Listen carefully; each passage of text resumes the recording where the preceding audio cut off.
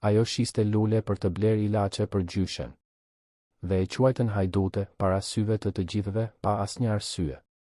Por gjesti i saj i pafajshëm përfundoi duke shndërruar jetë. Nëse kjo histori ju interesoi, mos harroni të abonoheni në kanalin ton dhe na tregoni nga cili qytet po e ndiqni, duke vazhduar. Dielli ende nuk kishte lindur plotësisht kur Besa hapi syt atë mëngjes të enjte.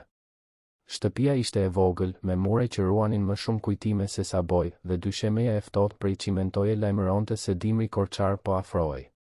Në moshën 5 vjeçare, vajza e dinte tashmë se dita fillonte herët, shumë më përpara se djemtë e vajzat e tjera të moshës së saj të zgjoheshin për të parë filma vizatimor në televizor apo për të kërkuar mëngjesin gati mbi tryezë. Ajo u ngrit ngadalë, duke u përpjekur të mos bënte zhurmë. Në dhomën ngjitur, të ndarë vetëm nga një perde cope e zbehur, gjyshja e saj, nëna Tefta, flinte me një frymëmarrje të rëndë dhe të parregull. Tingulli i asaj kolle të ngjirur, që ndonjëherë vinte në mes të natës, ishte diçka që Besa e njihte shumë mirë. Vajza e dinte se gjyshja kishte nevojë për ilaçe të shtrenjta, nga ato që vinin në kuti të vogla me emra të ndërlikuar, dhe se nëna e saj, Drita, dilte çdo ditë në kërkim të punëve të përkohshme pikërisht për të arritur të paguante ato kuti, përveç qiras dhe ushqimit që kurrë nuk mjaftonte. Besa eci deri në oborin e pasëm, një hapësirë e vogël e shtrydhur mes murit të fqinjit dhe murit të pasuvatuar të kuzhinës. Aty, të organizuara në rreshta mbi dërrasa druri të mbështetura mbi tulla, ishin thesaret e saj, kanaçe qumështi pluhur të ripërdorura, kuti margarine boshe, shishe plastike të prera në mes, dhe disa vazo balte të plasaritura që i kishte gjetur në mbeturinat e tregut të lagjes. Brenda secilës prej këtyre enëve të improvizuara, rriteshin lule. Nuk ishin trëndafila të përsosur apo orkide të sofistikuara si ato që shiten në vitrinat e luleshitësve të qendrës. Ishin lule të thjeshta, por të gjalla. Luledele të vogla, karafila me ngjyra të ndryshme, barbaroza roz, vjollca ngjyrë manushaqe dhe disa sukulente që mbinin me një këmbëngulje të admirueshme, edhe pse ishin mbjellë në kaq pak hapësirë dhe me kaq pak dhe. Ideja kishte lindur muaj më parë, kur teto Fatimja, fqinja e moshuar që banonte 3 shtëpi më tutje, i kishte dhënë Besës një qese të vogël me fara.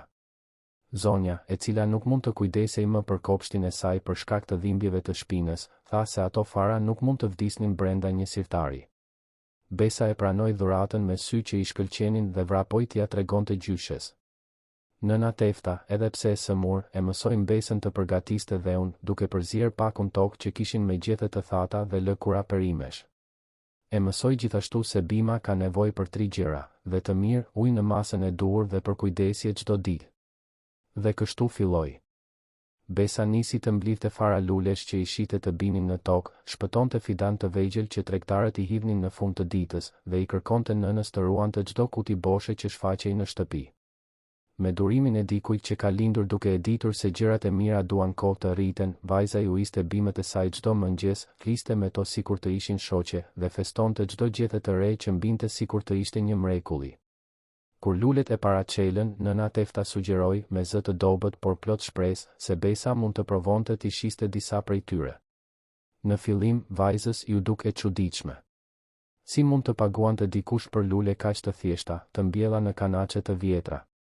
Por gjyshja i shpjegoi se bukuria nuk qëndron në madhësinë e vazos, por në ngjyrën e petales dhe në aromën që lëshon. I tha gjithashtu një fjali që Besa nuk e harroi kurrë më, bukuria ushqen edhe shpirtin, dhe ndonjëherë, bija ime, njerëzit kanë më shumë nevojë për një buzëqeshje me ngjyra sesa për një bukë të ngrohtë.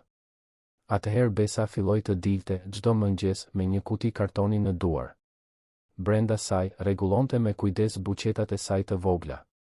Çdo lule ishte zgjedhur me dashuri, dhe vajza bënte kujdes t'i lidhte kërcenjt me spango me ngjyra që i lyente vetë me bojra ujë të shkollës. Para se të dilte, gjyshja i thoshte gjithmonë të njëjtat fjalë, si një bekim, mbaj mend, Besa ime, se lulja është përqafim në formë petale, dhe mirësia lulzon aty ku më pak e pret. Besa i përsëriste këto fraza me zë të ulët ndërsa ecte nëpër rrugët e lagjes së re, në periferi të Tiranës, me kutinë të ekuilibruar në krahët e saj të hollë dhe me uniformën e shkollës tashmë të veshur për të mos humbur kohë më pas. Destinacioni që Besa zgjidhte çdo mëngjes nuk ishte i rastësishëm. Pasi provoi të shiste në lagjen e saj dhe kuptoi se pothuajse askush nuk kishte para tepër për të bler lule, vajza vendosi të shkonte atje ku njerëzit dukeshin se kishin më shumë.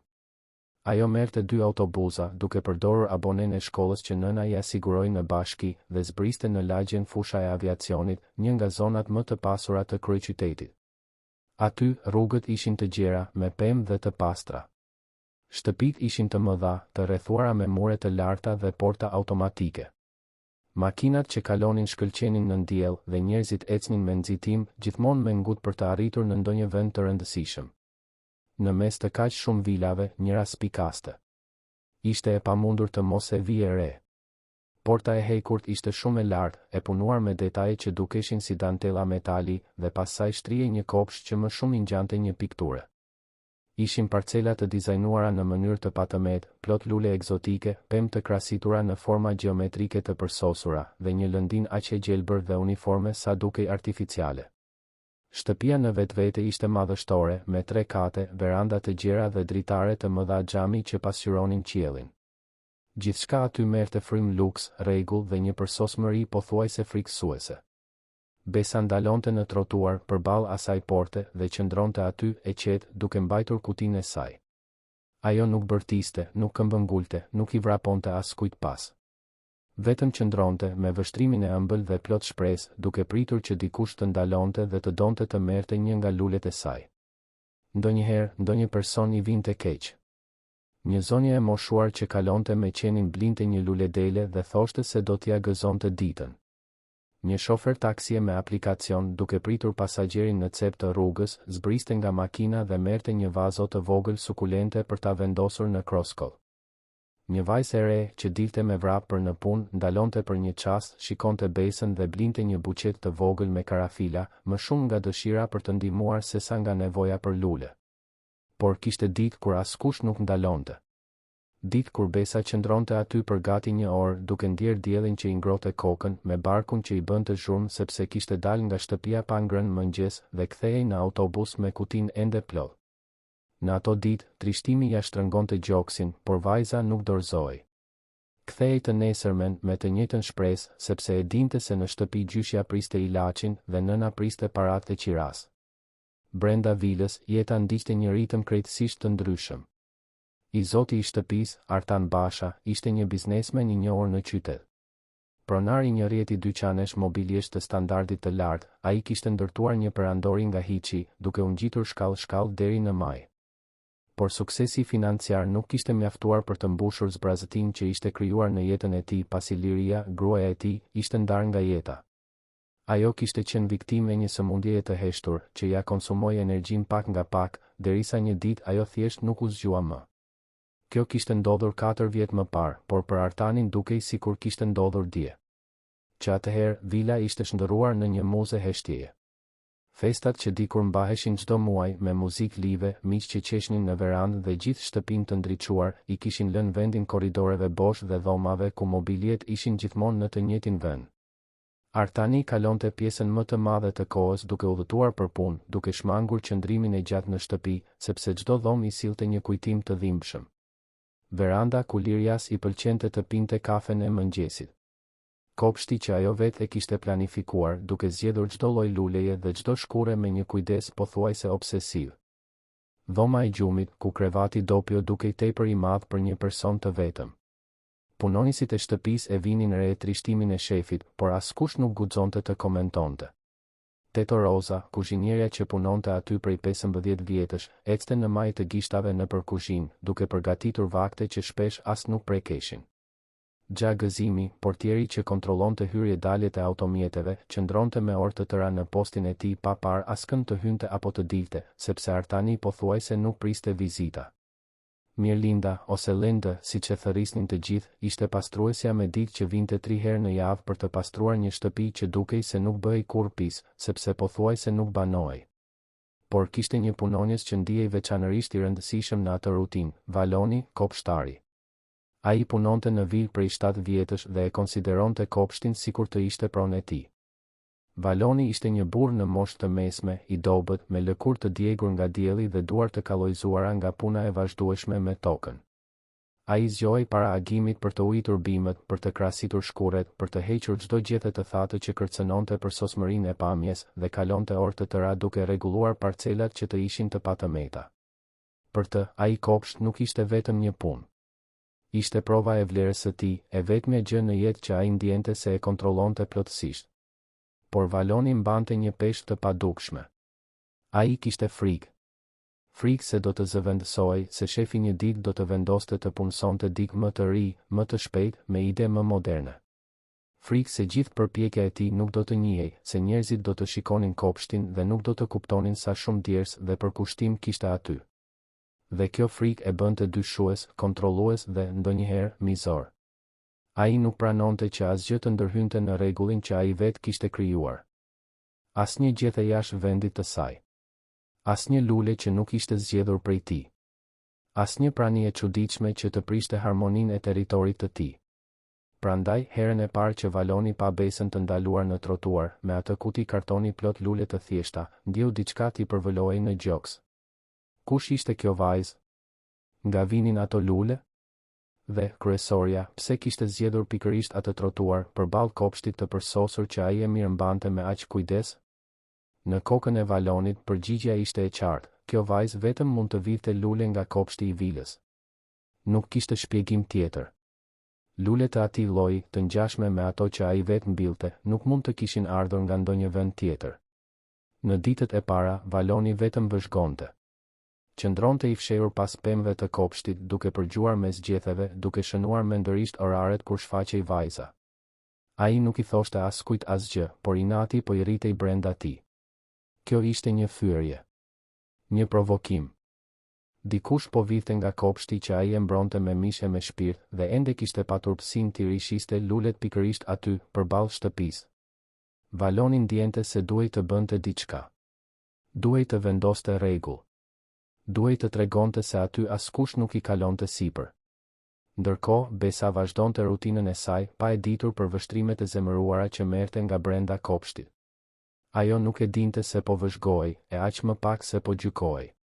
Për të, ajo portë e madhe ishte vetëm një pikë referimi, një vend ku njerëzit kalonin dhe ndoshta ndalonin për të blerë një lule të vogël. Ajo nuk e imagjinonte se, në anën tjetër të atyre kangjellave të hekurta, dikush po ndërtonte një narrativ të tërë për të, një histori ku ajo ishte personazhi negativ. Një mëngjes, Teto Roza ishte në kuzhinë duke përgatitur kafen kur pa nga dritarja dhe vuri re vajzën. Ishte hera e tretë apo e katërt që e vërente atë prani të vogël dhe të qetë në trotuar. Kuzhinieres ju shtrëngua zemra. Ajo vetë kishte ardhur nga një familje e thjeshtë, e dinte se çdo të thoshte të punojë që fëmijë dhe të shite atë vajzë kaq të re, vetëm me atë kuti i preku diçka brenda saj.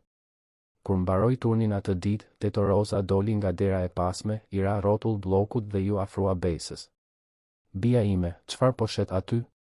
Pyeti me zë plot butësi. Besa ngriti syt, e trembur në fillim, por shpejt hapi një buzëqeshje të ndrojtur. Lule, Teto. I mbjell në shtëpi dhe i shes për të ndihmuar mamin dhe gjyshen. Teto Rozës i u bë një lëmsh në fy. Mori portofolin dhe nxori disa monedha. Ma jep këtë vazon me vjollca, në rregull? Do të duket shumë bukur në dritaren time. Besa ja dha vazon me kujdes, sikur po i dorëzonte diçka shumë të çmuar. Faleminderit, Teto. Ju jeni shumë e mirë. Kuzhinierja u kthye brenda vilës me zemër të shtrënguar dhe vazon me vjollca në duar. Atë ditë, ajo i foli gjatë gëzimit për vajzën. Portieri e kishte parë Besën disa herë gjithashtu, por bënte sikur nuk e shihte, sepse e dinte që Valonit nuk i pëlqenin njerëzit e huaj pranë pronës. Megjithatë, gjatë gëzimi ra dakord se situata ishte e trishtueshme. Një fëmijë kaq i vogël duke punuar në atë mënyrë, ndërsa në anën tjetër të portës kishte kaq shumë nga gjithçka. Javët kaluan dhe Besa u bë një prani e vazhdueshme në atë trotuar. Disa ditë ishin të mira, të tjera jo aq shumë. Por vajza nuk dorëzoi.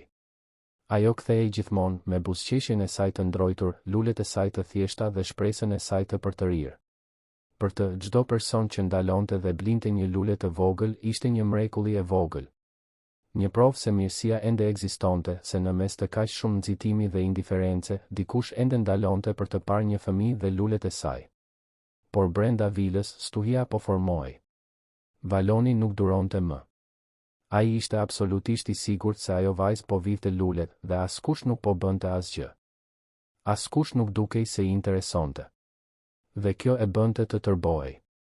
Një ditë, ai vendosi se do të vepronte. Do t'i jepte fund kësaj njëherë e përgjithmonë. Do t'u tregonte të gjithëve se kush komandonte në atë kopsht. Do ta vendoste atë vajzë në vendin e saj dhe do ta bënte këtë në mënyrën që e gjykonte të drejtë, me vendosmëri, me autoritet, pa lënë hapësirë për justifikime. Besa nuk kishte ide se çfarë do të ndodhte. Atë mëngjes, ajo ishte zgjuar veçanërisht e entuziazmuar. Kishte arritur të shpëtonte 3 lule të reja që ishin gati të çelnin dhe i solli të gjitha për t'i shitur. Gjyshja kishte kaluar një natë më të mirë, pa u kollitur aq shumë, dhe kjo ja kishte mbushur zemrën vajzës me shpresë. Ndoshta gjërat po përmirësoheshin. Ndoshta fati më në fund po kthehej. Ndoshta sot do të ishte një ditë e mirë. Ajo arriti në trotuar, vendosi kutinë në tokë, rregulloi vazot me kujdesin e zakonshëm dhe mbeti duke pritur. Dielli ishte i nxehtë, por flladi ishte i këndshëm. Besa shikoi qiellin e kaltër dhe mendoi se dita ishte shumë e bukur për të shkuar keq. Mori frymë thellë, duke ndier aromën e luleve të saj të përzier me parfumin e jaseminëve që vinin nga kopshti i vilës dhe buzëqeshi me vete. Brenda shtëpisë, i fshehur pas një dritareje të katit të dytë, Valoni vëzhgonte. Duart i dridheshin, jo nga frika, por nga inati i përmbajtur. Ai kishte vendosur se sot ishte dita. Sot do t'i jepte fund kësaj. Zbriti shkallët me hapa të vendosur, kaloi kopshtin pa parë anash, hapi portën me një zhurmë që e bëri Besën të hidhej përpjet nga frika, dhe eci drejt saj me fytyrë të mbyllur dhe grushte të shtrënguara. Vajza e shikoi, pa kuptuar. Zemra filloi t'i rrite më shpejt. Kishte diçka në vështrimin e atij burri që e frikësonte. Diçka që nuk e kishte parë kur më parë, as në ditët më të vështira në periferi. Ishte një lloj zemërimi i ftohtë, i llogaritur, gati për të shpërthyer. Besa bëri një hap prapa, duke mbrojtur instinktivisht kutinë e saj me trup, por ishte tepër vonë. Valoni ishte aty, i ndalur përballë saj, dhe stuhia që ai mbante brenda ishte gati të binte mbi kokën e atij fëmije të pafajshëm. Heshtja që u vendos në atë çast dukej se peshonte tonelata. Besa shikonte Valonin pa arritur të kuptonte se çfarë po ndodhte. Kopshtari, nga ana tjetër, kishte sytë të ngulitur te kutia e kartonit dhe fytyra ishte skuqur, jo nga turpi, por nga një zemërim që ishte grumbulluar me ditë të tëra dhe tani shpërthente si një tenxhere me presion pa valvul shkarkimi. Ku i vodhe këto lule? Zëri i Valonit doli i lartë, therrës, plot akuzë. Ai nuk po pyeste. Po afirmonte, po dënonte, po gjykonte. Besa bëri një hap tjetër prapa, duke ndier këmbët t'i dridheshin. Ajo u përpoq të fliste, por fjalët ju ngatëruan në fy. Nuk kishte vjedhur asgjë. Ato lule ishin të sajat, të mbjella me duart e saj, të kuruara me aq dashuri në kanaçe të vjetra në oborrin e shtëpisë. Por zëri i saj nuk dilte. Frika e kishte pushtuar. E di që ti hyn në kopsht dhe këput lulet. Vazhdoi Valoni, duke i drejtuar gishtin vajzës sikur të ishte një kriminale. Mendon se jam budalla? Mendon se nuk e shoh? Unë kujdesem për këtë kopsht prej vitesh, njoh çdo lule, çdo gjethe, dhe e di shumë mirë kur dikush prek atë që nuk është e tij. Besa më në fund arriti të nxirrte një fije zëri, të dridhur dhe të ulët. Nuk kam vjedhur, zotëri. I kam mbjell. I kam mbjell të gjitha në shtëpi, me gjyshen time. Ne përdorim kanaçe të vjetra dhe farat I kam marrë nga Teto Fatimia dhe në treg, nga gjërat që do të hidheshin. Gënjeshtër. Bërtiti Valoni, duke e bërë Besën të bënte edhe një hap prapa. Mos më mashtro me këtë histori. Fëmijë gënjeshtar. Ti vjen këtu çdo ditë sepse e di që ka lule cilësore këtu brenda, pastaj I vjedh dhe vjen I shet para syve të mi, sikur unë të isha idiot. Kopshtari ishte aq I pushtuar nga narrativa e tij, aq I bindur për fajin e Besës, sa nuk arrinte të shihte realitetin. Për të, ajo vajzë përfaqësonte gjithçka që ai kishte frikë, dikë që përpiqej të përfitonte nga kopshti që ai mbronte, dikë që kërcënonte për sosmërinë që ai kishte ndërtuar, dikë që ekspozonte paaftësinë e tij të supozuar duke lejuar që lulet të vidheshin nën hundën e tij. Ai nuk po e shihte vërtet Besën. Po shihte personifikimin e të gjitha frikrave dhe pasigurive të tij. Besa u përpoq të shpjegonte përsëri, me sytë tashmë të mbushur me lodh. Zotëri, ju lutem, betohem që nuk kam vjedhur. Shikoni, këto lule janë ndryshe nga ato të kopshtit tuaj. Shikoni vazot, jam prej kanaçeje, prej kutije margarine. Ju lutem, më besoni. Por Valoni nuk ishte i gatshëm të dëgjonte. Ai kishte vendosur se ajo ishte fajtore, dhe asgjë që vajza të thoshte nuk do ta ndryshonte këtë. Pa paralajmëruar, ai bëri një hap përpara dhe, me një lëvizje të beftë dhe të dhunshme, shkelmoi kutinë e kartonit që ishte në këmbët e besës. Kutia fluturoi anash dhe vazot u shpërndan nëpër trotuar. Kanaçet u përplasën në tokë, disa u shtypën, të tjera u rrokullisën drejt kanalit. Lulet, aq delikate, u shtypën. Petalet u shkëputën dhe fluturuan me erën. Kërcenjt u thyen. Dhe u shpërndan nëpër asfalt. Jo! Bërtiti besa, duke rënë në gjunjë në tokë. Ajo përpiqej të mblidhte copat, të merrte lulet që ishin ende të plota, të shpëtonte atë që mund të shpëtohej. Duart e saj të vogla dridheshin ndërsa mblidhnin kërcenjt e thyer, petalet e shtypura, kanaçet e shtypura. Jo, jo, jo, përsëriste ajo me zë të ulët, sikur të ishte një lutje. Lotët I rridhnin nëpër fytyrë, duke lagur lulet që mbante në duar. Valoni vazhdonte të ishte aty në këmbë, duke parë skenën sikur po bënte drejtësi. Tani mësove të mos prekësh atë që nuk është e jotja. Shko prej këtu dhe mos u kthe më, dëgjove? Nëse të kap përsëri këtu, do të thëras policinë dhe do të arrestoj për vjedhje. Besa nuk u përgjigj. Nuk mundej. Ajo vetëm mund të qante, e gjunjëzuar në trotuar, duke u përpjekur të mblidhte copat e punës së javëve të tëra. Çdo lule e atyre ishte kuruar me aq shumë dashuri. Çdo vazo ishte përgatitur me aq shumë shpresë. Dhe tani gjithçka ishte shkatëruar. Nuk ishte vetëm kutia që ishte thyer. Ishte zemra e vajzës. Ishte shpresa që ajo kishte sjell atë mëngjes. Ishte besimi se bota mund të ishte një vend I mirë, ku mirësia ende ekzistonte. E gjithë skena po vëzhgohej. Në cep të rrugës, pronarja e një dyqani të vogël ushqimor kishte dalë të uiste bimët e trotuarit dhe pa gjithçka. Ajo mbeti e palvizur, me zorën e ujit në dorë, pa ditur nëse duhej të ndërhynte. Një shpërndarës uji që kalonte me biçiklet ngadalsoi shpejtësinë dhe ndaloi disa metra më tutje, I shokuar nga ajo që po shite. Një fqinje që shëtiste qenin kaloi në anën tjetër të rrugës, nga frika se mos përfshihej.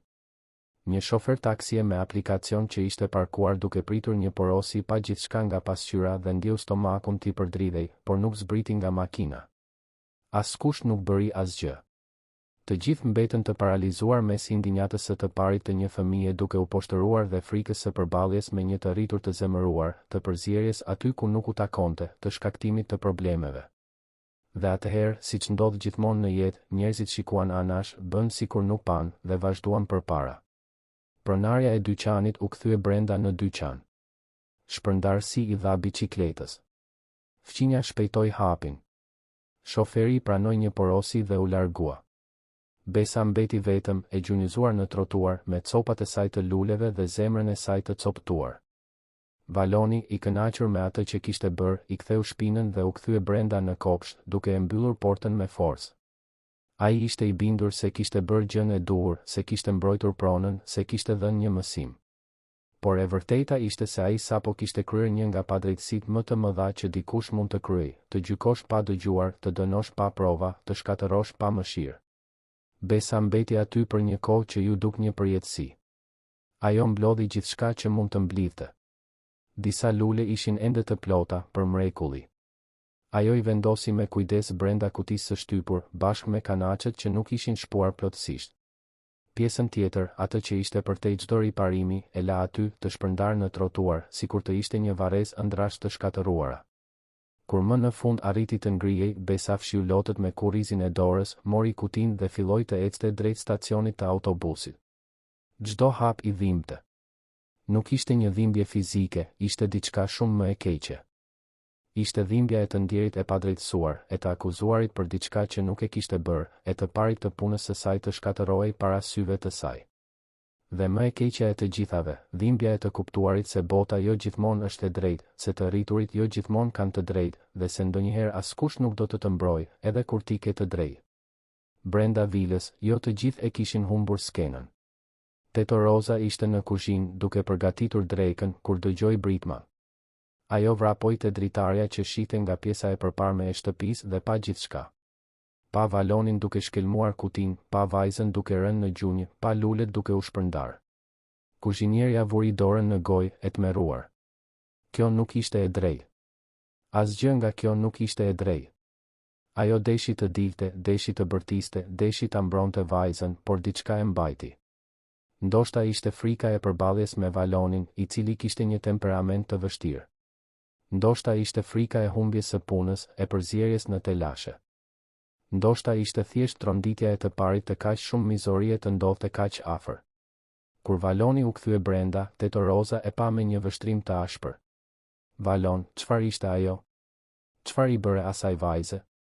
Kopshtari as nuk u trondi. Bëra atë që duhej bërë.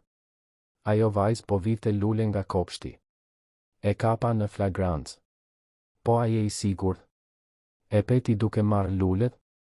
Këmbënguli Teto Roza, duke ndjerë se kishte diçka që nuk shkonte në atë histori. Nuk kam nevojë ta shoh. Është e qartë. Nga tjetër do të merrte lule për të shitur? U përgjigj Valoni me arrogancën e dikujt që nuk pranon se ka gabuar. Dhe diçka tjetër, Teto Roza, nuk është puna jote. Unë kujdesem për kopshtin, ti kujdesesh për kuzhinën. Secili në vendin e vet kuzhinierja heshti, por për brenda po zjente. Ajo e dinte se Valoni e kishte gabim. Ajo i kishte parë vazot e vajzës, kishte folur me të, kishte bler një nga lulet.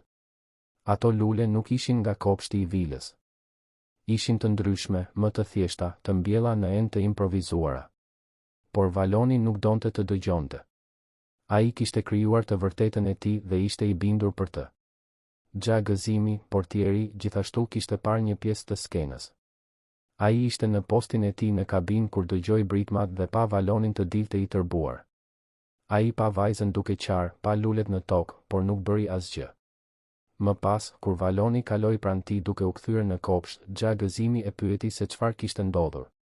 Valoni përsëriti të njëjtën histori, vajza po vinte lule, ai kishte dhënë një zgjidhje, dhe tani ajo nuk do të kthehej më. Gja gëzimi tundi kokën, i shqetësuar, por gjithashtu nuk tha asgjë. Nuk ishte puna e tij. Ose të paktën këtë i përsëriste vetes, duke u përpjekur të lehtësonte peshën në ndërgjegje. Mirlinda, pastruesja, erdhi për të punuar disa orë më vonë. Kur hyri në kuzhinë, Teto Roza ishte e heshtur, duke përzier një tenxhere me më shumë forcë se sa ishte e nevojshme. Linda e kuptoi se diçka nuk shkonte. Çfarë ka, Roza? Pse e ke atë fytyrë? Teto Roza pshertiu thellë dhe i tregoi gjithçka. I tregoi për vajzën që vinte të shiste lule në trotuar, për Valonin që i kishte shkelmuar kutin dhe e kishte poshtëruar fëmijën, për faktin se askush nuk kishte bërë asgjë për ta ndihmuar. Mirlinda dëgjoi gjithçka me fytyrën gjithnjë e më të mbyllur.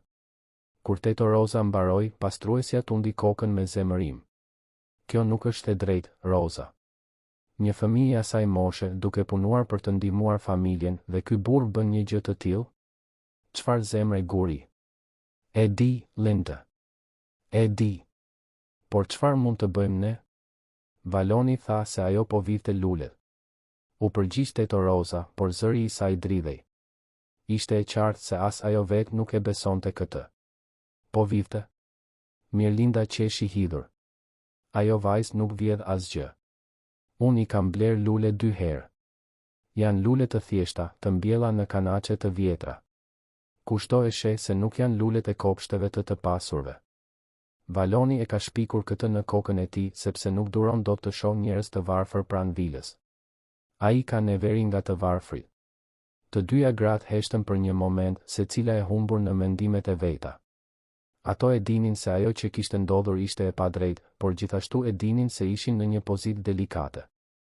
Ishin punonjëse, vareshin nga ajo punë për të mbijetuar dhe të përballeshe me Valonin apo të vije në dyshim sjelljen e tij para shefit mund të sillte pasoja.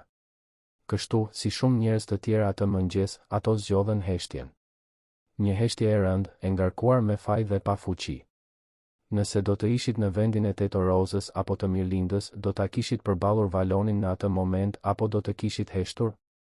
Na tregoni në komente. Ndërkohë, Besa ishte në autobus duke u kthyer në shtëpi. Ajo mbante kutinë e shtypur në preher duke parë lulet e pakta që kishte arritur të shpëtonte.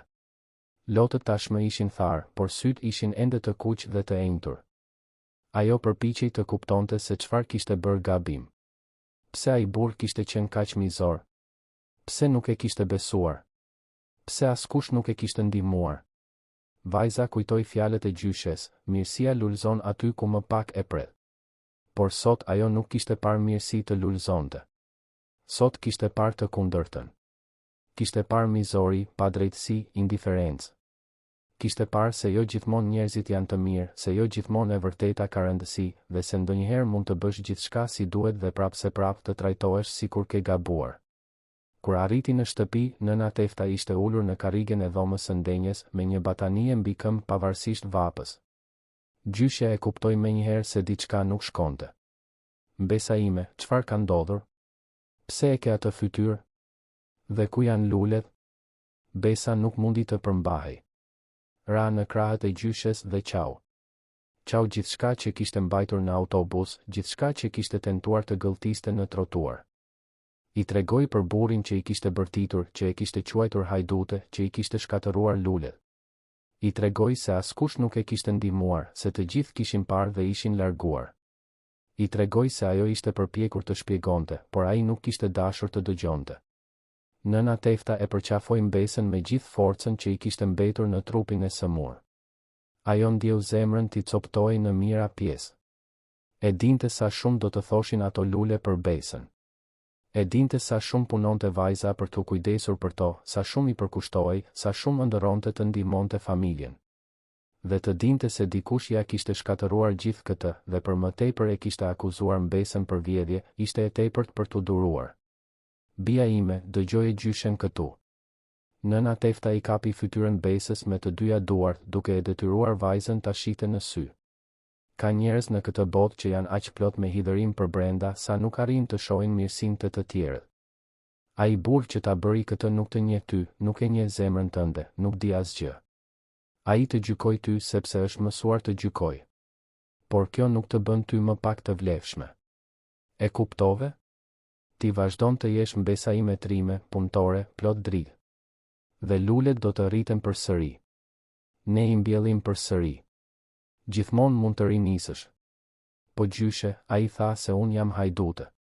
Besa u dënes. Ai tha se do të më arrestoj nëse kthehem atje. Dhe tani? Si do t'i gjejmë parat për ilaçin? Nëna Tefta mori frym thellë. Zoti bën një zgjidhje, bia ime. Gjithmonë bën. Ti nuk ke nevojë të kthehesh në atë vend. Ne gjejmë një tjetër. Dhe për ilaçin, ja dalim disi. Nuk dua që ti të kalosh përsëri këtë gjë. Atë natë, kur drita u kthye në shtëpi pas një dite tjetër të rënd pune si pastruese, e gjeti të bien tepër të heshtur. Besa ishte ulur në obor duke parë bimët e vogla që kishin mbetur, por pa atë shkëlqim në sy. Drita foli me nëna Teftën, e cila I tregoi gjithçka që kishte ndodhur. Nëna e besës ndjeu një zemërim t'i ngjitej në gjoks, një dëshirë për të shkuar në atë vilë dhe t'ia thoshte dy fjalë atij kopshtari arrogant. Por ajo e dinte se kjo nuk do të ndihmonte as pak. Njerëz si Valoni nuk dëgjojnë njerëz si ajo. Për ta, I varfri nuk ka zë, nuk ka të drejtë, nuk ka të drejta. Drita u ul pranë së bijës dhe I kaloi dorën nëpër flokë. Vogëlushja ime, e di që sot ishte e vështirë. Por ti je e fortë. Më e fortë se sa do të jetë ndonjëherë ai njeri I keq. Dhe e di pse? Sepse ti ke dashuri në zemër. Ti mbjell lule për t'u sjell gëzim njerëzve. Kjo është më e madhe se çdo ligësi. Besa e shikoi nënën me sytë ende të lagur. Po mami, ne kemi nevojë për para. Si do t'ja bëjmë? Ja dalim disi. Gjithmonë ja kemi dalë, gjithmonë do t'ja dalim. U përgjigj drita, duke u përpjekur të dukej më e sigurt se sa ishte në të vërtetë. Ti nuk ke nevojë të shqetësohesh për këtë. Ti je fëmijë. Puna jote është të studiosh dhe të luash, jo të mbash peshën e botës mbi shpatulla. Por Besa e dinte se gjërat nuk ishin aq të thjeshta. Ajo e shite nënën të kthehej në shtëpi e raskapitur çdo ditë.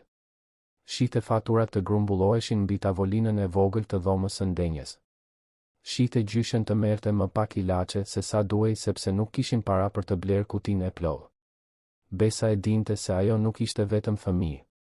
Ajo ishte pjesë e mekanizmit që e mbante atë familje në këmbë. Dhe tani, një nga mënyrat e saj për të ndihmuar ishte shkatëruar. Ditët që pasuan ishin të çuditshme. Besa u kthye në shkollë, por ishte ndryshe.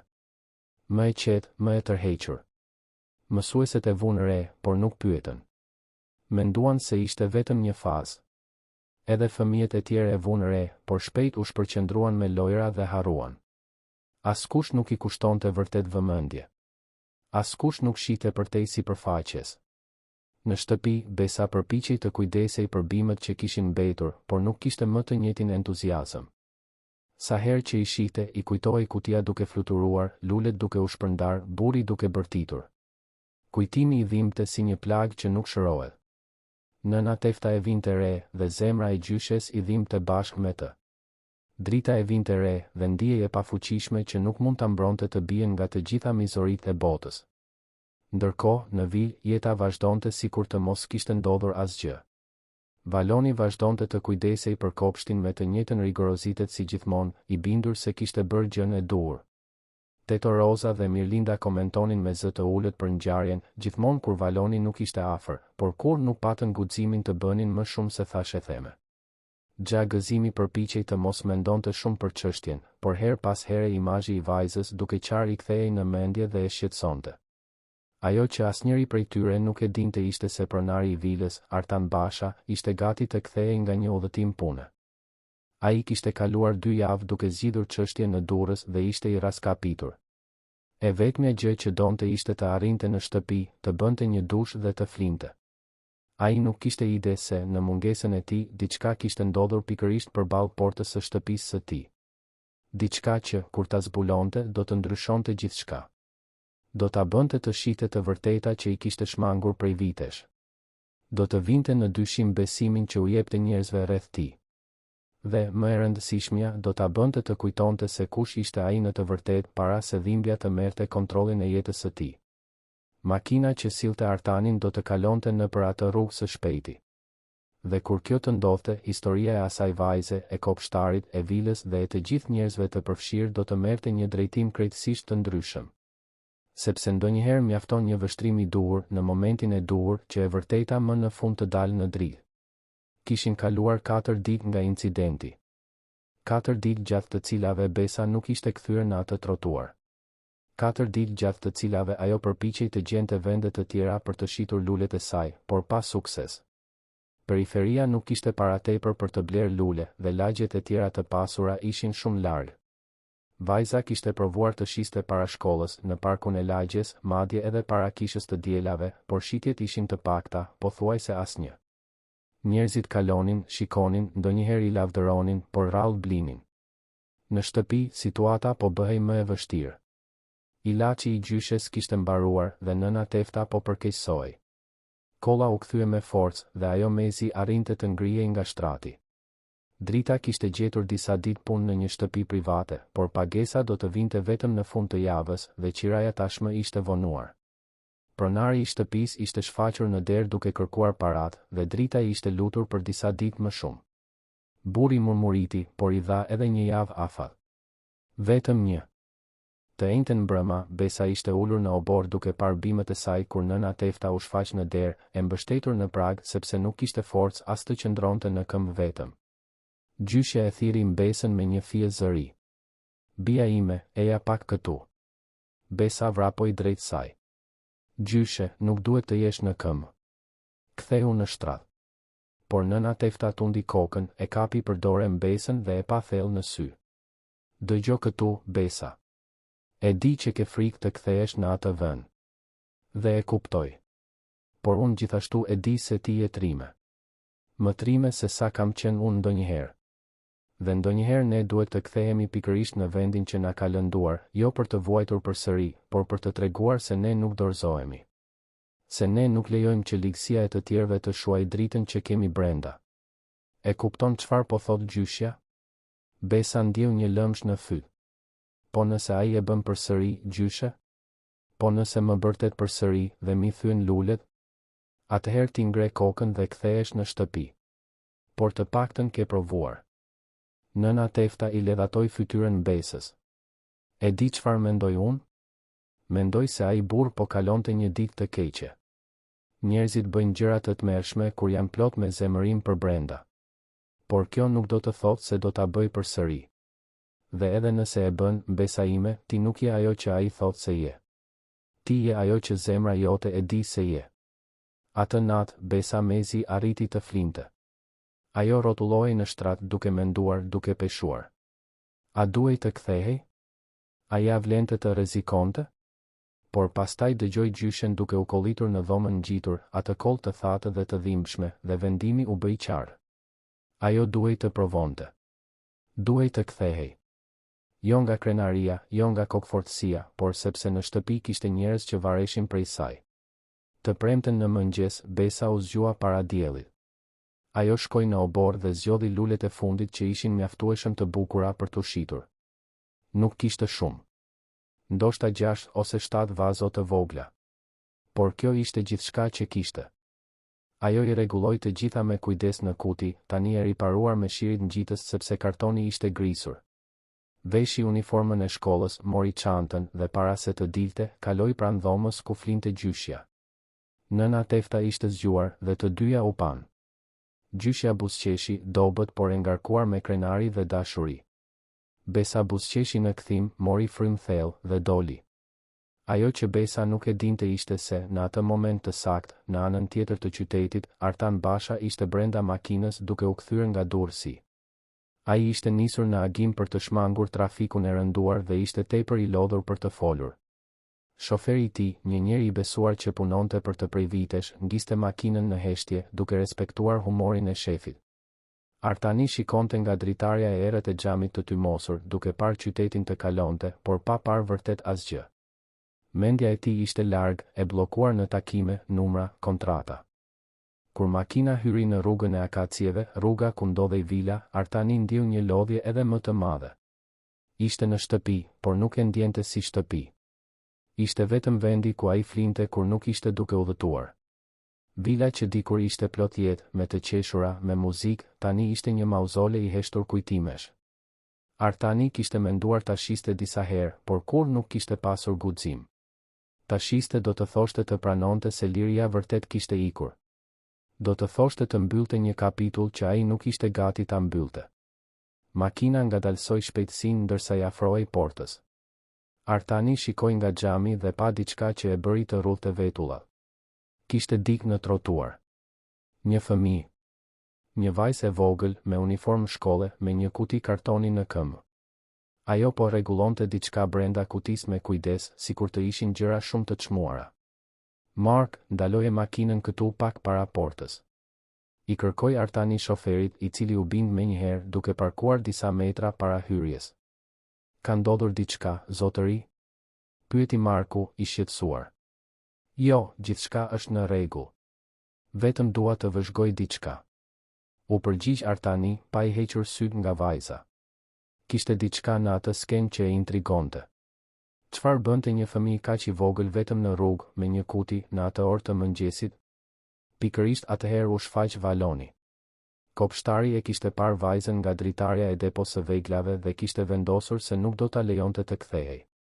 Ai kaloi kopshtin me hapa të mëdhenj, hapi portën me një zhurmë dhe doli në drejtim të Besës. Artani pa gjithçka nga brenda makinës. Pa shprehjen në fytyrën e punonjësit.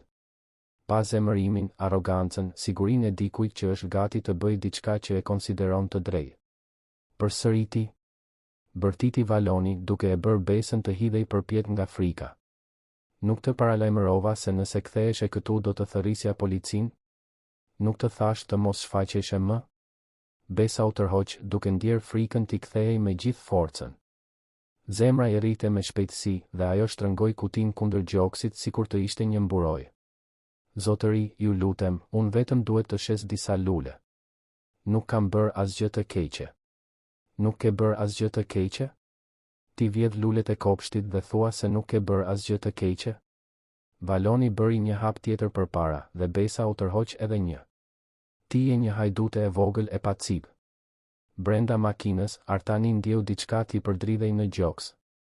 Kjo nuk ishte e drejtë. Kishte diçka thellësisht të gabuar në atë skenë. Një burr I rritur duke I bërtitur një fëmijë, duke e frikësuar, duke e kërcënuar. Artani shikoi vajzën. Ajo po dridhej, por nuk po vraponte. Po përpiqej të shpjegonte me zë të vogël por të vendosur. Unë nuk jam hajdute, zotëri. Unë i kam mbjell këto lule në shtëpi. Shikoni këtu. Besa uli kutin dhe nxori një nga vazot. Kjo këtu është një kanaçe qumështi. Unë e mbolla farën që më dha teto Fatimja. Shikoni, e shihni?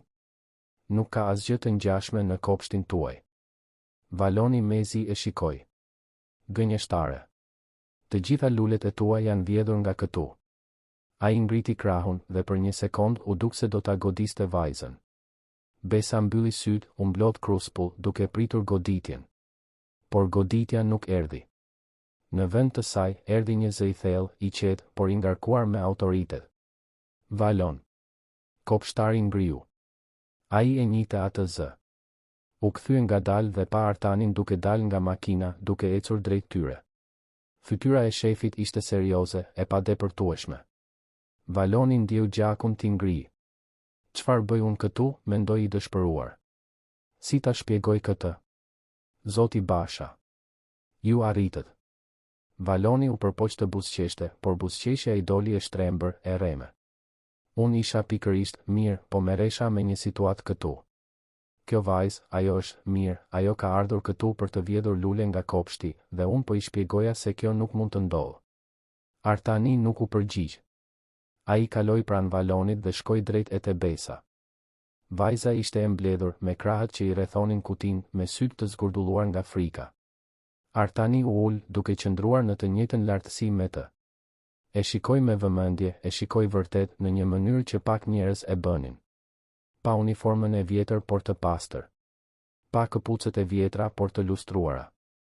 Pa duart e vogla, të kallojzuara, plot dhe nënthonj. Pa fytyrën e friksuar, por pa edhe diçka tjetër, dinjitet. Si e ke emrin? Pyeti Artani me zë të ulët dhe të butë. Besa, zotëri. U përgjigj vajza, pothuajse në një pëshpërim. Dhe nga vijnë këto lule, Besa? Artani mori një nga vazot dhe e ekzaminoi me kujdes. Ishte një kanaçe qumështi, me vrima në fund për drenazhim, e mbushur me dhe me një luledele të vogël të verdhë që po mbinte. Ishte e thjesht, rustike, por kishte dashuri në të. Kishte kujdes. I mbjell në shtëpi, zotëri. Tha Besa, duke marrë pak guxim. Gjyshja ime më ka mësuar. Ne përdorim kanaçe të vjetra, kuti, shishe. Farat i mora nga teto Fatimja, fqinja ime, dhe disa i gjeta në treg, nga gjërat që do të hidheshin. Unë kujdesem çdo ditë, dhe kur ato rriten, i shes për të ndihmuar mamin dhe për të bler ilaçin e gjyshes.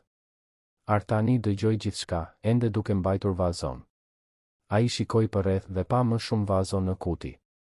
Të gjitha të bëra nga materiale të ripërdorura. Asnjëra prej tyre nuk ishte e njëjtë me vazot e sofistikuara të kopshtit të vilës. Ai u kthye nga Valoni, i cili ishte disa metra larg, duke djersitur ftohtë. Këto lule janë vjedhur nga kopshti ynë? Valoni hezitoi. Ai e kuptoi tepër vonë se kishte bërë një gabim. Por nuk mund të kthehej pas tani. Nuk mund të pranonte se kishte gjykuar gabim. Krenaria e tij nuk e lejonte. Zotëri, unë jam i sigurt se po. Do me thënë, disa nga këto lloje ekzistojnë në kopshtin ton. Luledele, karafila, barbaroza. Është shumë rastësi, nuk mendoni? Nuk është rastësi, Valon. Janë lule të zakonshme.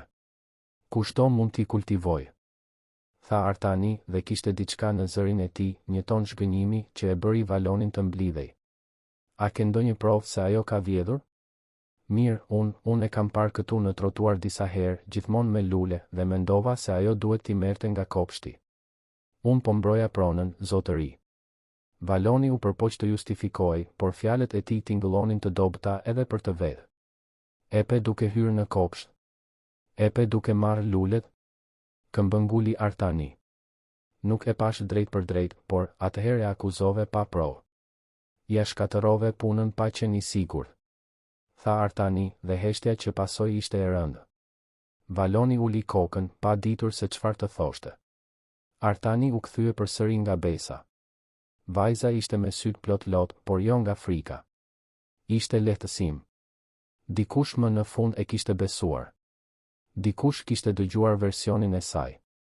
Dikush kishte parë vërtet dhe kishte parë të vërtetën. Besa, a ke diçka tjetër për të më treguar? Diçka që provon se këto lule janë të tuat? Besa u kujtua. Me duar që i dridheshin, ajo futi dorën në xhepin e fundit të uniformës dhe nxori një letër të rrudhosur, të palosur me kujdes. Ishte një shënim i vjetër, i zverdhur nga koha.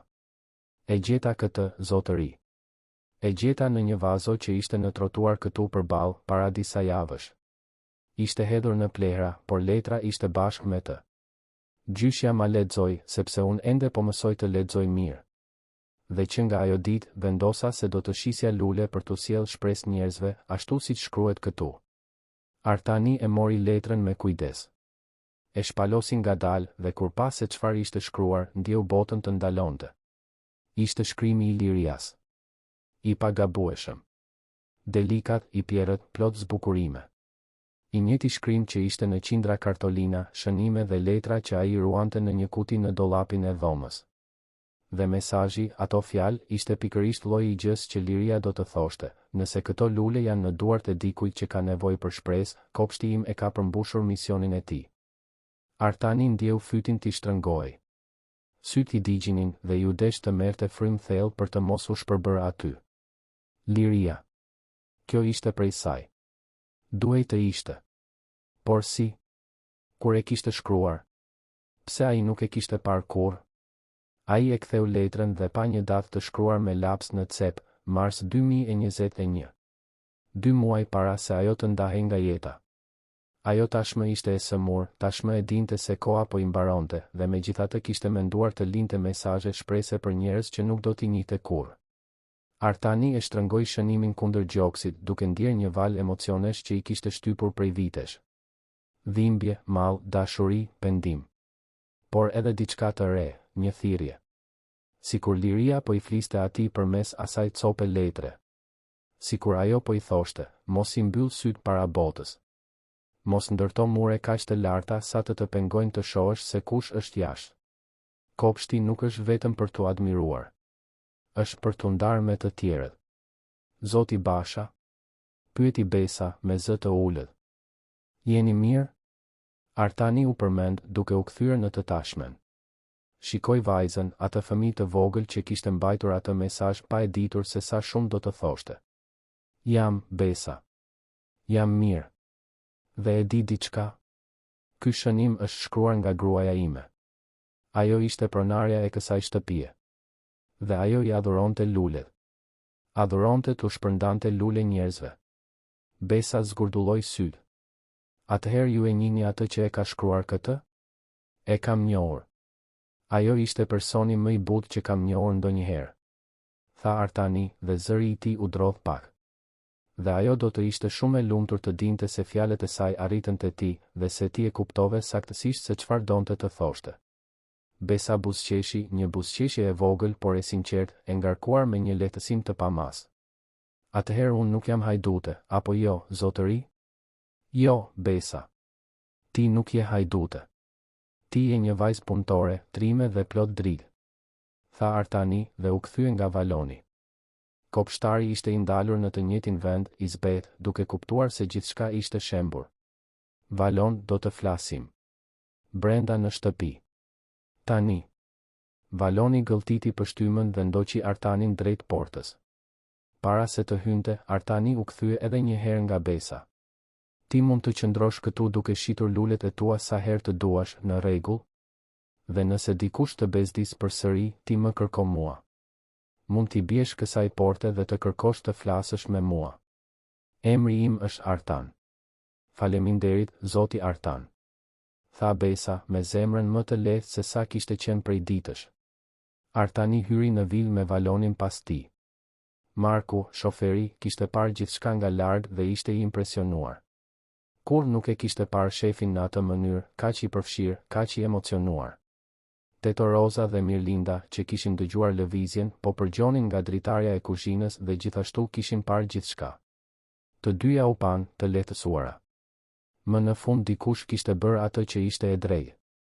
Brenda zyrës së vilës, Artani i kërkoi Valonit të ulej. Kopshtari u bind, nervoz, duke përdredhur duart në prerë. Zotëri, unë mund të shpjegoj, mundesh. Dhe do ta bësh. E ndërpreu Artani duke u ulur pas tavolinës së madhe prej druri. Por para se të flasësh, dua që të kuptosh diçka. Kjo vajzë nuk ka vjedhur asgjë. Ti akuzove pa provë, e poshtërove, ja shkatërove punën. Pse e bëre këtë, Valon? Për krenari? Për frikë? Për mendimin se ajo, duke qenë e varfër, nuk kishte të drejtë të ishte në trotuarin ton? Valoni heshti. Nuk dinte si të përgjigjej pa u inkriminuar edhe më shumë.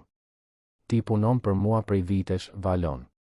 Dhe unë gjithmonë të kam besuar për të kujdesur për kopshtin. Por të kujdesesh për kopshtin nuk të jep të drejtën të gjykosh dhe të dënosh çdo që kalon këtu. Vazhdoi Artani dhe zëri i tij ishte i vendosur, i kontrolluar, por i ngarkuar me shgënjim. Gruaja ime, Liria, e ndërtoi atë kopsht me dashuri. Ajo zgjodhi çdo bim, çdo lule, duke menduar të sillte bukuri jo vetëm brenda shtëpisë, por edhe për çdo që kalonte në rrugë dhe shikonte mbi mur dhe tani unë zbuloj se ti, që duhet ta nderosh këtë trashëgimi, po e përdor kopshtin si justifikim për të keqtrajtuar një fëmijë. Kjo më zhgënjen thellësisht, Valon. Thellësisht. Kopshtari ndjeu fytin t'i shtrëngoi. Ai e kuptoi se ndoshta kishte humbur më shumë se sa arsyen në atë situatë. Ndoshta kishte humbur edhe respektin e shefit. Dhe, më e rëndësishmja, ndoshta kishte humbur veten në rrugë e sipër. Kur ishte bërë ai burr i hidhur dyshues, i aftë të ishte mizor me një fëmijë? Si kishte arritur në këtë pikë? Artani e la Valonin në zyrë për disa minuta, duke i kërkuar të reflektonte mbi veprimet e tij, ndërsa ai vetë kishte nevojë për një moment për të përpunuar gjithçka që kishte ndodhur. Biznesmeni u ngjit në dhomën që dikur e kishte ndarë me Lirian dhe shkoi te dollapi. Në fund, në një kuti këpucësh të mbështjell me letër mëndafshi, ishin letrat, shënimet, kartolinat që ajo kishte lënë. Ai e hapi kutin me kujdes, siç bënte gjithmonë, dhe filloi të shikonte. Kishte 10 prej tyre. Mesazhe dashurie, shënime të përditshme, lista blerjesh me zemra të vizatuara në anë. Dhe atëherë i gjeti. Më shumë shënime si ai që kishte besa. Disa. Të gjitha me mesazhe të ngjashme, të gjitha të datuara nga muajt e fundit të jetës së Lirias. Njëri prej tyre thoshte, le të jenë këto lule për qafimi që nuk munda ta jap një tjetër, bukuria nuk është luks, është nevojë e shpirtit. Edhe një, nëse dikush buzëqesh për shkak të kësaj luleje, dita ime do të ketë vlejtur. Artani e kuptoi se Liria i kishte shkruar ato shënime me qëllimin për t'i vendosur bashkë me lulet që donte t'i shpërndante. Ishte një projekt i saj, diçka që ajo e kishte planifikuar, por që ndoshta nuk kishte pasur kohë ta përfundonte. Ose ndoshta e kishte përfunduar në një mënyrë të ndryshme nga sa e imagjinonte, sepse aty ishte një vajzë, vite më vonë, duke e çuar atë mesazh përpara. Artani ndjeu lotët t'i rridhnin në përfytyrë. Ai kishte kaluar vite duke u përpjekur të mbante gjithçka siç ishte, duke e ruajtur shtëpinë si një muze, duke e mbajtur kopshtin të përsosur, sikur ngrirja e gjithçkaje në kohë mund ta sillte Lirian përsëri. Por ajo nuk e donte këtë. Liria donte që kopshti të jetonte, që lulet të arrinin te ata që kishin nevojë për to, që bukuria të ndahej me të tjerët. Dhe ai i kishte dështuar asaj. E kishte lënë zim ta transformonte në dikë të largët, të mbyllur në vetvete, të paftë të shite përtej mureve të dhimbjes së tij. Por ndoshta nuk ishte tepër vonë. Ndoshta ende kishte kohë për të ndryshuar. Për të nderuar Lirian në mënyrën e duhur. Jo duke ruajtur gjithçka siç ishte, por duke lejuar që gjërat të jetonin, të rriteshin, të transformoheshin. Ashtu siç do të kishte dashur ajo. Artani fshiu lotët, i vendosi shënimet përsëri në kuti dhe zbriti shkallët. Ai u kthye në zyrë, ku Valoni priste me kokën ulur. Kopshtari ngriti syt kur hyri shefi dhe pa diçka të ndryshme në fytyrën e Artanit. Nuk ishte vetëm zemërim apo shgënjim. Ishte një përzierje emocionesh që ai nuk arrinte ta deshifronte plotësisht. Valon, filloi Artani duke u ulur përsëri. Unë do të jap një zgjedhje. Ti mund të vazhdosh të punosh këtu, por do të duhet të ndryshosh. Të ndryshosh vërtet. Të pranosh se ke gabuar, ti kërkosh falje asaj vajze dhe të mësosh t'i shohësh njerëzit me sy tjetër. Ose mund të largohesh tani me një letër rekomandimi dhe 3 muaj pagë para pagim. Zgjedhja është e jotja. Valoni heshti për një moment të gjatë. Ai ishte mësuar të kontrollonte gjithçka, të kishte të drejtë, të mos pranonte gabime. Por aty ishte, përballë një udhëkryqi. Ai mund të vazhdonte të ishte ai që kishte qenë krenar dhe kokfort dhe të humbiste gjithçka. Ose mund ta gëlltiste krenarin, të pranonte se e kishte gabim dhe ndoshta të mësonte të ishte një person më i mirë. Ishte një vendim i vështirë, sepse do të thoshte të shikoje brenda vetes dhe të përballeshe me gjëra që i kishte shmangur gjithë jetën. Dua të qëndroj, zotëri, tha Valoni më në fund me zë të ulët. Dhe e di se duhet të ndryshoj. E di se ajo që bëra ishte e gabuar. Unë thjesht kisha aq shumë frikë të humbisja vendin tim këtu, të mos isha mjaftueshëm i mirë, sa fillova të shija kërcënime aty ku nuk ekzistonin. Dhe përfundova duke u bërë dikush që nuk doja të isha. Artani tundi kokën. Frika na bën të bëjmë gjëra të tmerrshme, Valon. E kuptoj këtë më mirë se sa imagjinon ti, por dallimi mes të qenit një njeri i mirë dhe mos të qenit qëndron në atë që bën pasi e pranon gabimin. Ti do t'i kërkosh falje besës. Do ta shikosh në sy atë vajzë dhe do t'i thuash se e kishe gabim. Dhe do të mësosh t'i trajtosh njerëzit me respektin që meritojnë, pavarësisht se nga vijnë apo çfarë kanë. Po, zotëri. Do ta bëj. Premtoi Valoni dhe për herë të parë pas shumë kohësh, ai ndjeu diçka të ngjashme me turp të sinqertë. Turp për atë që kishte bërë, për atë që ishte bërë. Ndërkohë, jashtë, Besa kishte qëndruar në trotuar, ende duke përpunuar gjithçka që kishte ndodhur. Burri i pasur e kishte besuar. E kishte mbrojtur. Madje i kishte thënë se mund të kthehej sa herë të donte. Ishte e vështirë për t'u besuar.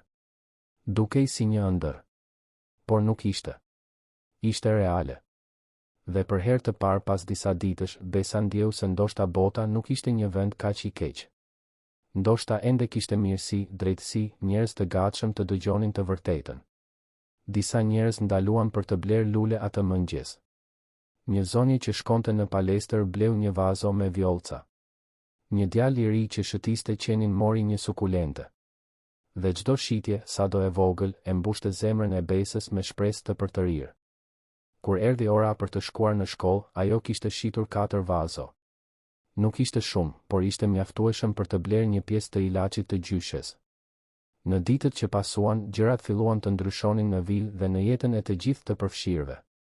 Artani, i cili kishte kaluar vite duke shmangur shtëpinë e tij, filloi të kalonte më shumë kohë aty. Ai foli gjatë me Teto Rozën, me Xha Gëzimin, me Mirlindën.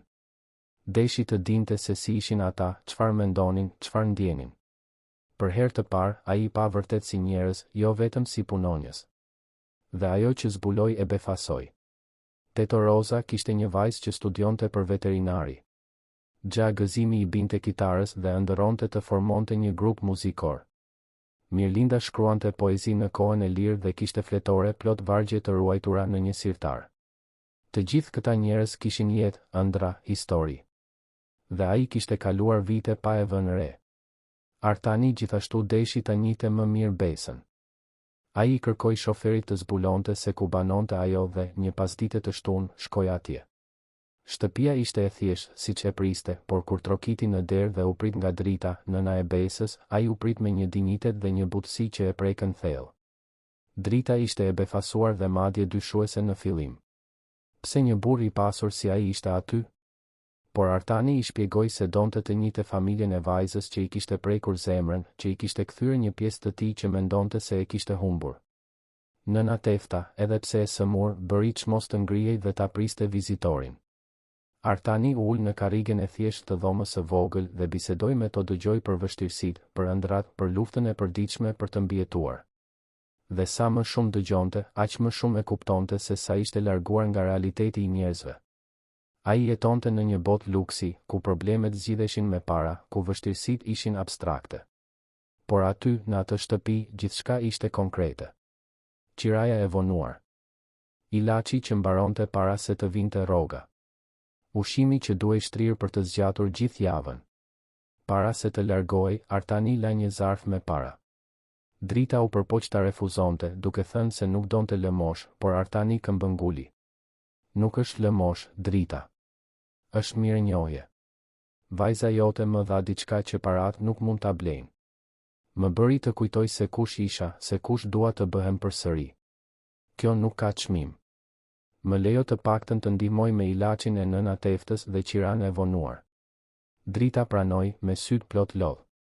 Ishte hera e parë pas shumë kohësh që dikush e shikonte atë dhe familjen e saj jo me keqardhje, por me respekt të sinqertë. Dhe kjo bënte gjithë ndryshimin. Artani gjithashtu vendosi të bënte ndryshime në vil. Ai e thiri Valonin për një bisedë dhe I propozoi diçka të pazakontë. Dua që të ndash një pjesë të kopshtit dhe ta transformosh në një fidanishte të vogël komunitare. Një vend ku njerëz si Besa mund të vinë të marrin fidan, fara, të mësojnë të mbjellin. Dua që kopshti që liria ndërtoi të ndahet me të tjerët. Që ai të përmbush misionin që ajo gjithmonë donte që të përmbushte. Valoni, I cili kishte kaluar ditët e fundit duke reflektuar mbi veprimet e tij, pranoi. Ai e dinte se kjo do të thoshte të hiqte dorë nga pak kontrolli që ai e vlerësonte aq shumë. Por ai gjithashtu e dinte se ishte gjëja e duhur për të bërë. Dhe, çuditërisht, ideja madje e entuziazmoi. Ndoshta kishte diçka shpërblyese në të mësuarit e njerëzve të tjerë të kujdeseshin për bimët, në të parit të dijes që ai kishte të ndahej me të tjerët, në të qenit pjesë e diçkaje më të madhe se sa thjesht mbajtja e një kopshti të bukur. Kopshtari gjithashtu e mbajti fjalën. Një mëngjes, kur Besa erdhi për të shitur lulet e saj, Valoni po e priste. Vajza u tensionua kur e pa, por ai ngriti duart në shenjë paqeje. Besa, unë duhet të kërkoj falje. Ajo që bëra ishte e gabuar.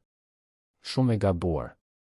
Të akuzova pa provë, ta shkatërova punën, të trajtova keq. Dhe nuk ka justifikim për këtë. Isha I friksuar se mos humbisja punën, I friksuar se mos nuk isha mjaftueshëm I mirë, dhe përfundova duke e shfryrë te ti, por asgjë nga këto nuk e justifikon atë që bëra. Ti nuk e meritoje. Dhe më vjen shumë keq. Vërtet shumë. Besa e shikoi për një moment të gjatë. Ajo mund ta shihte se ai po ishte I sinqertë. Kishte pendim të vërtet në syt e tij.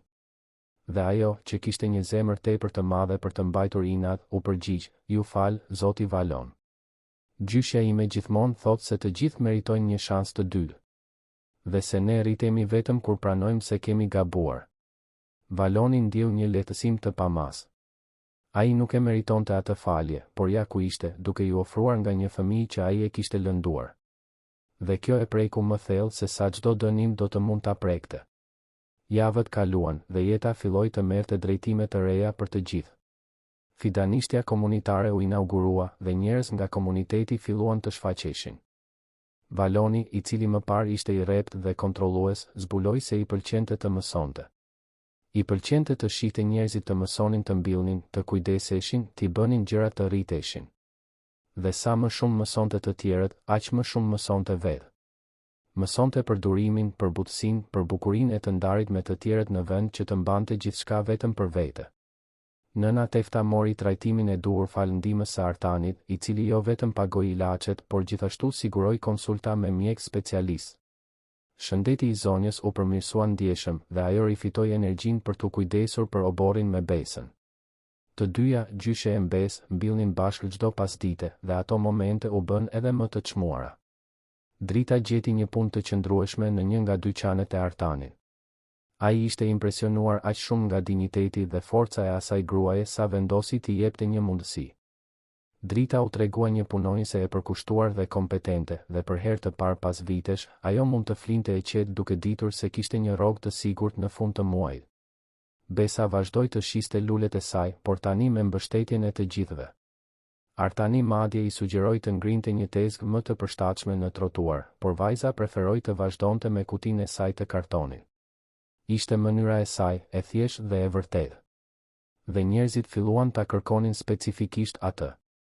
Vajza e luleve, siç u bë një orë në lagje. Lulet e saj ishin të thjeshta, por vinin me një buzëqeshje të sinqertë dhe një histori të kalimi që prekte zemrat. Teto Roza, Xhagëzimi dhe Mirlinda gjithashtu u ndjen më të vlerësuar. Artani filloi t'i trajtonte jo si vartës, por si pjesë e një familjeje të zgjeruar.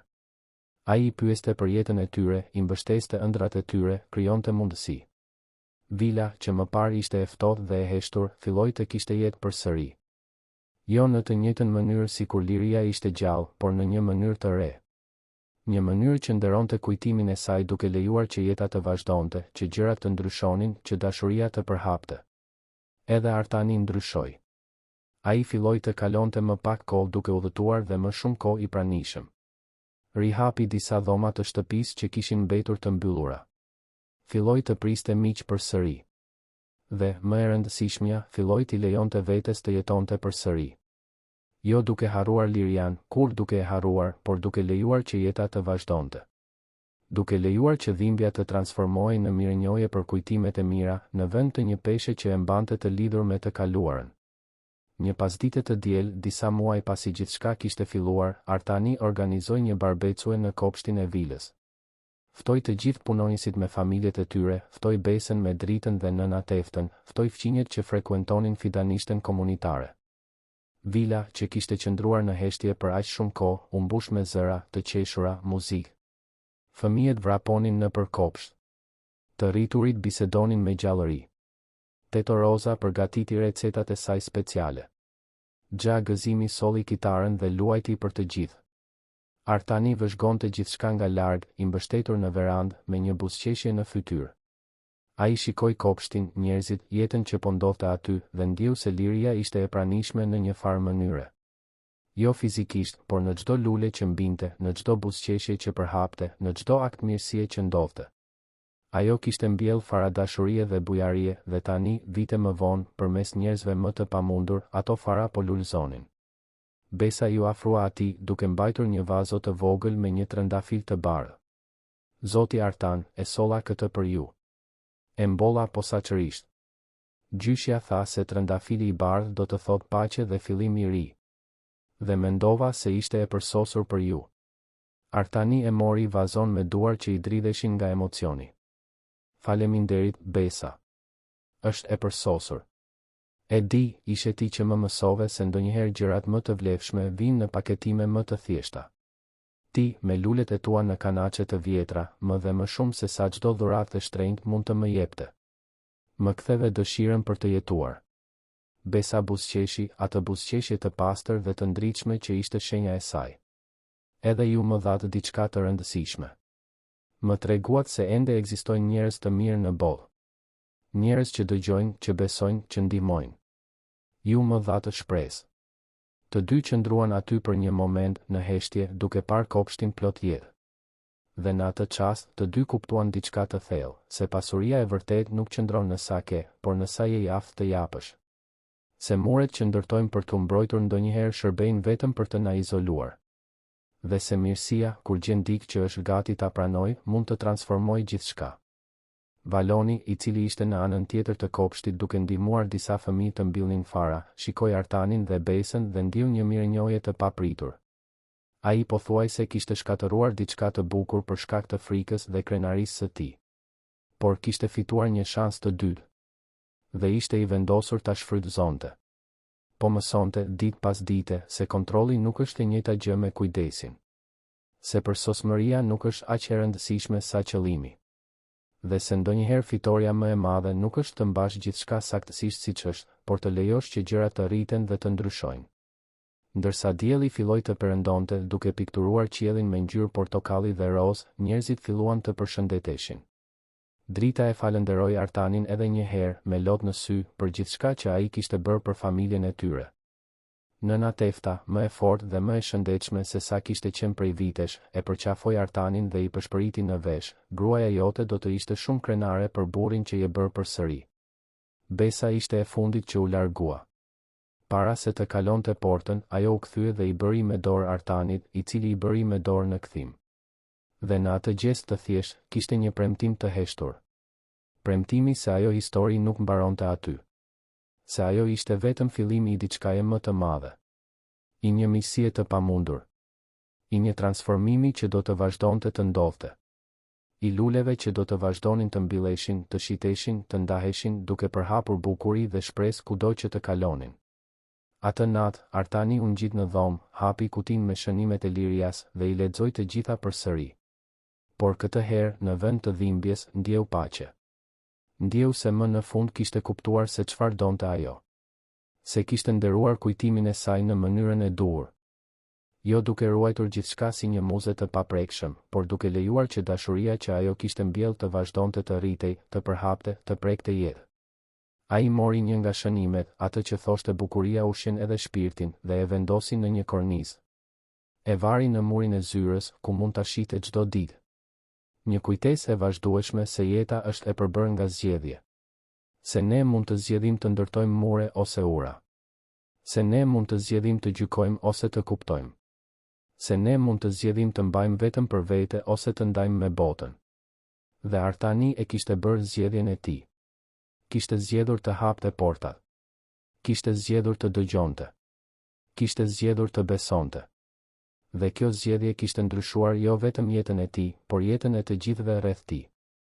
Sepse ndonjëherë gjithçka që na nevojitet për të transformuar botën është të jemi të gatshëm të shikojmë vërtet një fëmijë me një kuti lulesh dhe të shohim tek ajo jo një kërcënim apo një bezdi, por një mundësi për të qenë më të mirë. Historia e besës dhe luleve të saj u bë e njohur në lagje. Njerëzit filluan të flisnin për vajzën që mbillte shpresë në kanaçe të vjetra. Për biznesmenin që mësoi të hapte zemrën përsëri. Për kopshtarin që zbuloi se bukuria më e madhe qëndron në të ndarët me të tjerët, jo në kontroll. Dhe për një vijë që pushoi se qeni thjesht një shtëpi e bukur për t'u bërë një vend ku jeta prekej dhe transformohej. Sepse në fund nuk ka rëndësi madhësia e shtëpisë ku jetojmë apo lartësia e mureve që ndërtojmë. Ajo që ka rëndësi është madhësia e zemrës sonë dhe lartësia e ëndrave që guxojmë të ëndërrojmë. Dhe nëse ka diçka që kjo histori na mëson, është se mirësia lulëzon edhe në vendet më të pamundura, shpresa mund të linë nga situatat më të vështira, dhe se një person i vetëm, edhe duke qenë një fëmijë i vogël me lule të thjeshta, mund të ndryshojë botën rreth tij.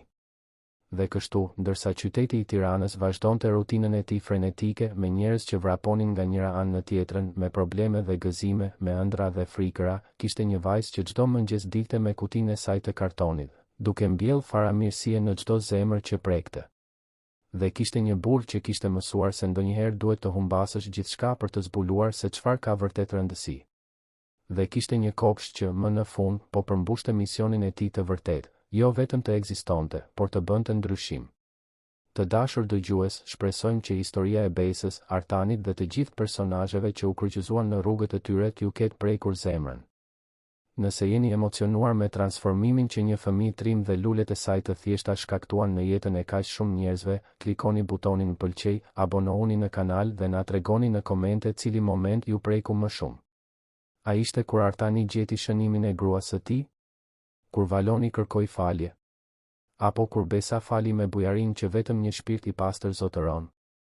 Çdo ditë, ne sjellim histori intensive si kjo, që zbulojnë anën më të thellë të shpirtit njerëzor, që na bëjnë të reflektojmë mbi zgjedhjet tona dhe na kujtojnë se gjithmonë ka kohë për të rinisur, për të ndryshuar, për të qenë më të mirë.